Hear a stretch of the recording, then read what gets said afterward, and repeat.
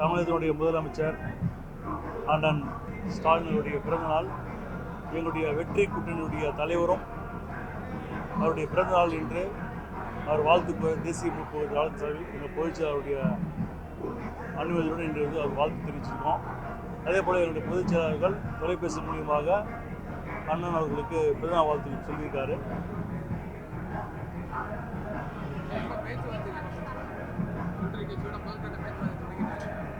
கூப்பிடுவாங்க.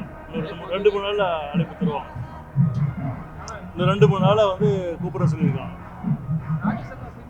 எல்லாமே சொல்லுவாங்க. எல்லாமே 2-3 நாளில் எல்லாமே திராவிட முன்னெடுக்காதது அவங்க தலைமையில் அவங்க அறிவிப்பாங்க. எல்லாமே இன்னும் ஒரு வாரத்தில் உங்களுக்கு தெரிஞ்சிடும். எல்லாமே உங்களுக்கு என்னென்ன தொகுதி எத்தனை எண்ணிக்கைகள் எல்லாமே வந்து திமுகவுடைய தலைமையும் தேமுதிகவுடைய தலைமையும் கண்டிப்பாக அறிவிப்பார்கள். வரவேற்கிறோம். ஓபிஎஸ் அவர்கள் திமுக வந்தது சந்தோஷம், மகிழ்ச்சி அளிக்கிறது.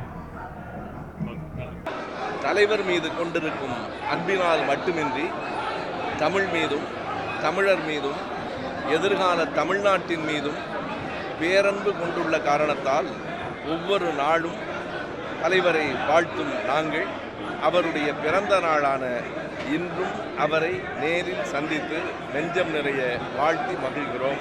நன்றி, வணக்கம்.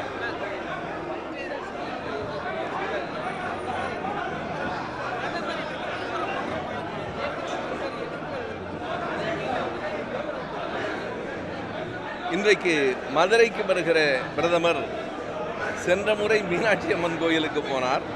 இந்த முறை திருப்பரங்குன்றத்துக்கு போவதற்கு தெளிவான காரணம் நமக்கு புரிகிறது. மத அடிப்படையில் தமிழ்நாட்டிலும் அரசியலை உருவாக்கலாம் என்றவர்கள் கருதுகிறார்கள். மத நம்பிக்கை உடையவர்களாக தமிழர்கள் இருக்கலாம். திருச்செந்தூருக்கும் திருத்தணிக்கும் போகலாம். ஆனால் திரும்ப வந்து தமிழ்நாட்டு மக்கள் உதயசூரியனுக்குத்தான் வாக்களிப்பார்கள் என்பதை வரப்போகிற தேர்தல் நாட்டுக்கு மட்டுமல்ல நம் பிரதமர் மோடிக்கும் உணர்த்தும்.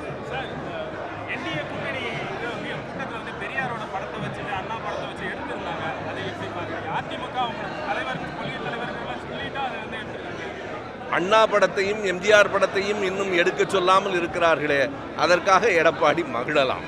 அதையும் எடுத்துவிட்டால் அதிமுக என்கிற பெயரையும் அவர்கள் எடுத்துவிட நேரும்.